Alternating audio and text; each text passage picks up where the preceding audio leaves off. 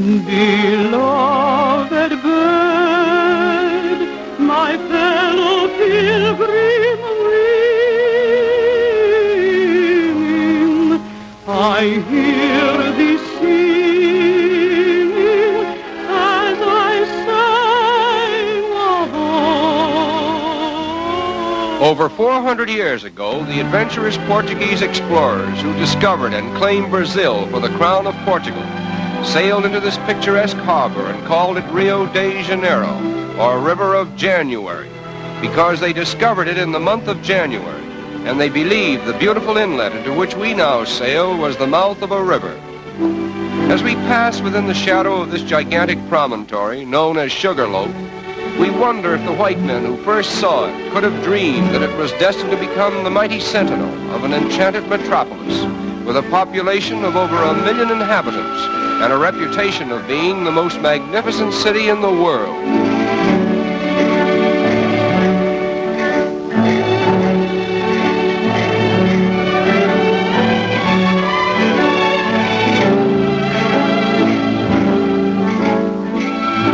Passenger ships arriving at Rio today literally tie up at the foot of Main Street and immediately become a picturesque part of the skyline, as well as a convenient point of egress to the city itself. Rio de Janeiro is not a manufacturing city. Therefore, there is a preponderance of foreign goods on sale in all the smart shops. Nevertheless, foreign influence has not changed the strong allegiance which the Brazilians have for their native continent. They proudly proclaim themselves South Americans, and they very much resent the North Americans' alleged monopoly of the word American.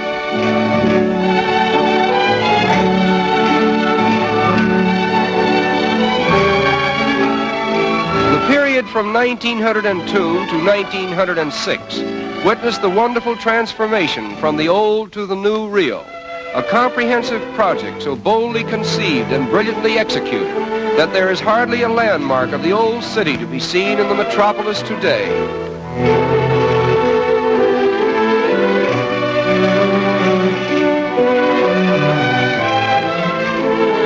The most unique feature of the clean and spacious streets is the decorative mosaic work that adorns the sidewalks. Almost every block has a pavement with patterns so individual in design that one could find his way about the city by becoming familiar with them.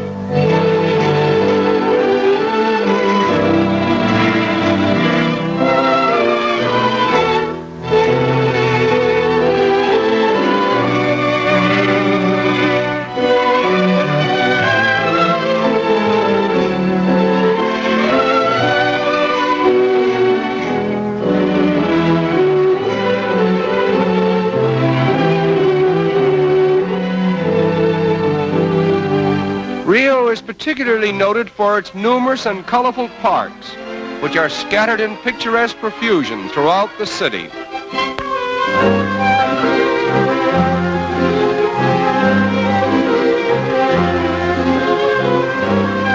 In 1808, the King of Portugal was forced by Napoleon to abandon his country and re-establish his throne in Brazil.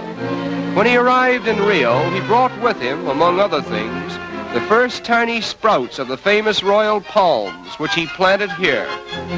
It was decreed that only members of the royal family might have the privilege of cultivating this particular species of tree.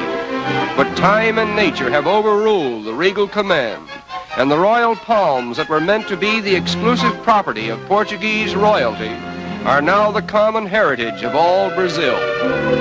The outstanding landmark of Rio is Sugarloaf Mountain, and from whatever angle one may view it, it forms a most impressive picture.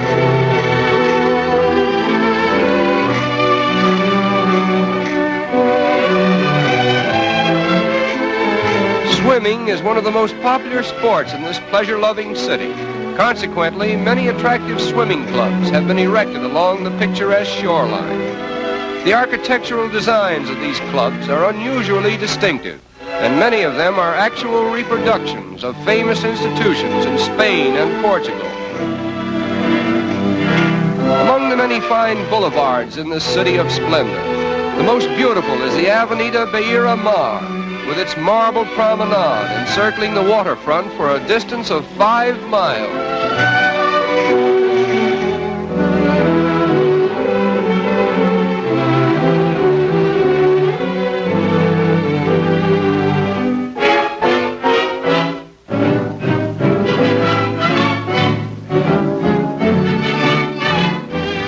As in most countries of South America, the color of one's skin does not always determine one's social standing.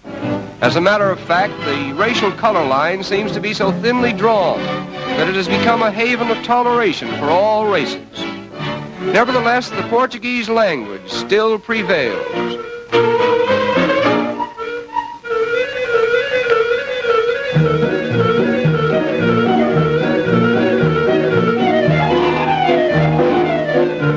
In the business districts of the city, there are a number of tiny shops where the more industrious young ladies of Rio earn their livelihood. This is called the butterfly industry, in which the colorful wings of butterflies are immortalized by an art that was inaugurated here many years ago.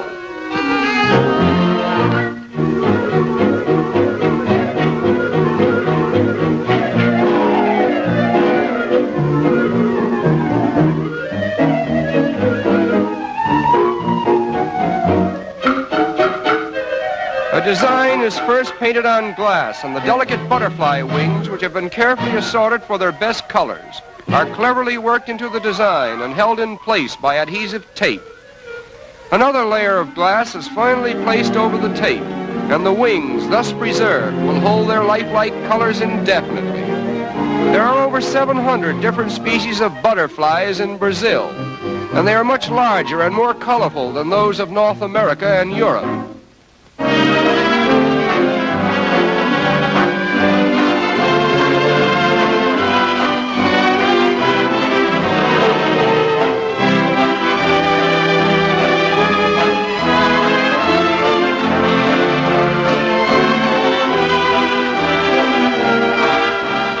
The completed articles consist of tea trays, vanity and jewel cases, bonbon dishes, and decorative pictures designed to glorify the city's landmarks.